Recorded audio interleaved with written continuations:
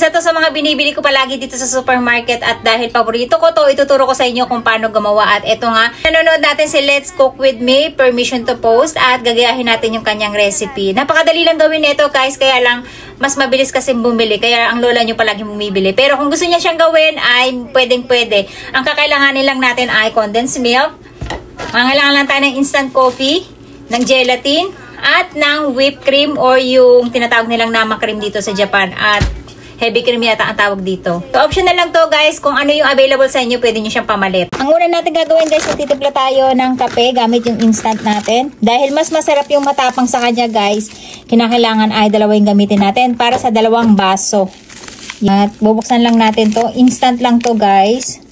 Tapos ilalagay nyo lang dyan. Matapang to yung Gold Blend guys na brand. Ayan. So matapang yan. And then ito yung 1 baso nating tubig. Ang gagawin nyo lang ay ihahalo nyo lang siya. At mukhang hindi siya masyadong matapang, no? So, dagdagan pa natin ng 1 sachet, guys. Ang bango niya. Gabi na. Gusto ko pang magkape. Ang bango talaga nito. So, yan. Ginawa natin 2. At hindi tayo mag-a-add, guys, dito ng asukal kasi ang magiging pinakamatamis natin dito ay yung ating mismong pantoppings. Tapos, ang gagawin natin ay i-add lang natin tong ating gelatin. 1 sachet na gelatin. Ayan. Habang mainit pa siya. Tapos yung iba, pinapakuluan pa yan. Yung iba ay hindi mo na kailangan pakuluan. Ang gagawin nyo lang ay init nyo na lang siya sa inyong range para lang matunaw yung pinaka-gelatin. Pero dahil mainit na mainit yung tubig natin, hindi na natin siya papakuluan. Gagawin lang natin guys, isasalin natin siya dito sa ating mga baso. Ayan. Pagkasali natin, dapat ay hindi pupunuin. Kasi maglalagay pa tayo ng topping sa ibabaw. So, dapat wala daw bubble sa ibabaw. Okay. Hindi maiwasan guys. Magkakabubbles talaga siya. So, ano na natin to saktuhin. Okay. Ang bango. Tanggalin natin yung bubbles. Paborito ko to guys na binibili sa supermarket. 3 piso, 4 na piso. Depende sa size kasi. Set aside lang natin to at palalamigin. Okay. Tapos sarado lang natin syempre. Para hindi sayang kuryente. Ang susunod natin gagawin ay yung ating pang topping sa ating coffee jelly. Syempre kailangan natin ng baso. Pwede tayong gumamit ng any brand ng whipped cream at condensed milk. Optional yan guys. Kung gusto nyong gatas lang ang gamitin nyo, pwede din. Pwede din kayong gumamit ng powder kung yun lang ang meron kayo. So ayan, dito sa baso natin, maglalagay lang tayo ng ating whipped cream. Alam nyo ba, yung pagbubukas ng ganito, dito kami nag-away ng asawa.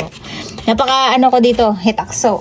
Ibubuhos lang natin to. Hindi naman natin lalahatin guys. Siguro konti lang dahil 2 baso lang naman yung gagawin natin coffee jelly. And then mag-a-add tayo ng ating condensed milk. At it's up to you guys kung gaano kadami yung tamis na gusto nyo. Usually yan talaga yung nagpapatamis kaya hindi nilalagyan ng asukal ang kape natin, yung jelly natin. So tapos gagamit lang tayo ng mixer.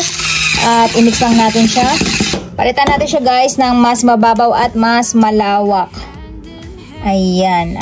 At kung makita nyo guys, yung ating heavy cream kailangan ay medyo mapalapot natin. Actually, dapat pinalapot muna natin bago natin nilagay yung ating condensed milk. So, tikman natin. Kulang pa sa tamis guys.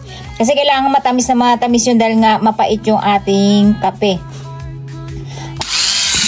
Namamahalan kayo sa ganito guys, meron namang coffee creamer. Yun na lang ang gamitin nyo at lagyan nyo na lang siya ng konting-konting tubig na mainit para magawa nyo siyang pantoppings.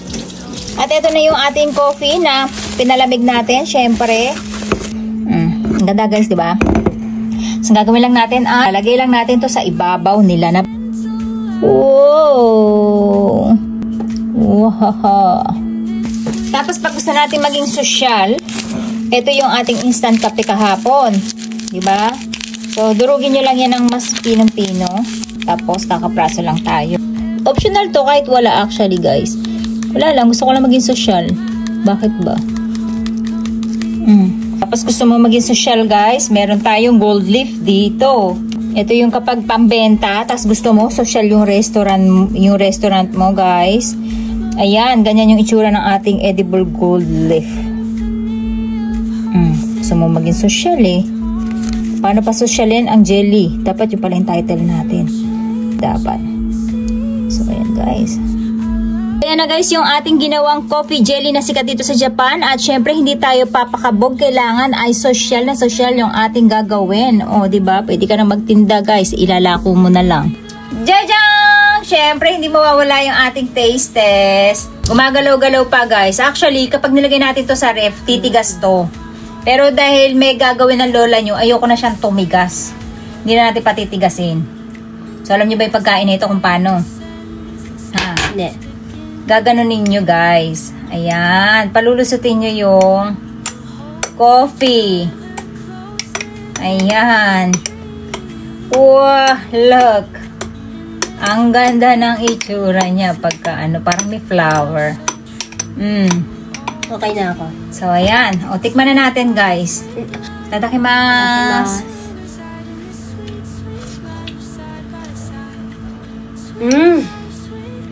Sarap. Sobrang sarap. Ano to? Ano to yung nasa taas? Ang sarap. Nama cream to. Condensed milk. Grabe guys, sobrang sarap.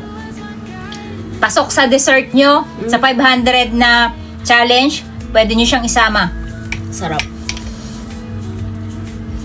Yung totoo, hindi ko gusto yung sa Japan ng kohi jelly. Ne. Mas masarap to. Love it naman. Ako favorite ko talaga bumibili, pero mas masarap talaga to. Hindi ko sasarapan sa toppings nila. Medyo matabang. Diba? Oo. Ito kasi creamy. Ang sarap guys. Sarap? Promise. Pasok na pasok. Yung gelatin natin sa Pilipinas, 10 piso lang, diba? Isang sachet lang yung gamitin nyo na, ano, na instant coffee guys. Wag 3-in-1. Dapat black. Tapos condensed milk lang. Patak lang ng condensed milk. Bagay na bagay. Sa 200 pesos nyo, 100 pesos nyo guys, meron na kayong dessert. Kala mo, di mo magugustuhan, no? Uy. Hindi ko talaga gusto yung kohi jelly. Eh, yung gold, hindi natin napansin. Oh. Yung gold, guys, ayan. So, tikman natin yung gold. Dahil lasa. Hindi, para lang makita nila. Yung gold, hindi na namin napansin. Hinalo-halo na kasi namin. Ang sarap. Lasa-lasa. Pero ang sarap guys ng ano, coffee. Grabe, uulit ka pa. No? Hala ko ako. Ikaw din, uulit ka pa. Yung kape natin, mapait. Saktong-sakto yung pait niya. Sobrang pait siya. Pero, dahil nga masarap yung toppings natin guys, wala. Nauubos na mauubos nyo. Sobrang sarap. Sarap. Sarap. Mas gusto ko to. Kasi dry yung sa ano di ba? Yung mga nasa supermarket, guys, super dry yung nasa toppings. Mas maganda pala pagka medyo... Saka hindi sweet. Hala ko nga sweet eh. Hindi. Mas maganda yung medyo creamy. Yung malabnaw pa yung ano, yung coffee niya. Sarap talaga, guys. May dalawa na kayong pang dessert na pasok sa 500 budget nyo. Wala pa doon yung main dish nyo. Dessert pa lang yun, guys. Parang lasa ng Starbucks. Lobe naman. Na. Creamy kasi. Parang pag tinignan nyo, ang dami naman. Parang hindi ko mauubos. Pero promise, kulang. Sobrang sarap. Nakikita nyo, ebidensya. Diet yan. Pero naubos. Okay lang to, hindi naman kanin. Paunahan pala to, guys. Hindi ako na-inform. Galing ah. Ubus ka agad ni Ate Aska. Tulog ako eh, kahit uminom ako ng coffee. Ako hindi eh. Hindi ako matulog. Sobrang sarap, guys. I-try nyo na din. 10 out of 10. 10 din ako, guys. Super sarap talaga. Promise.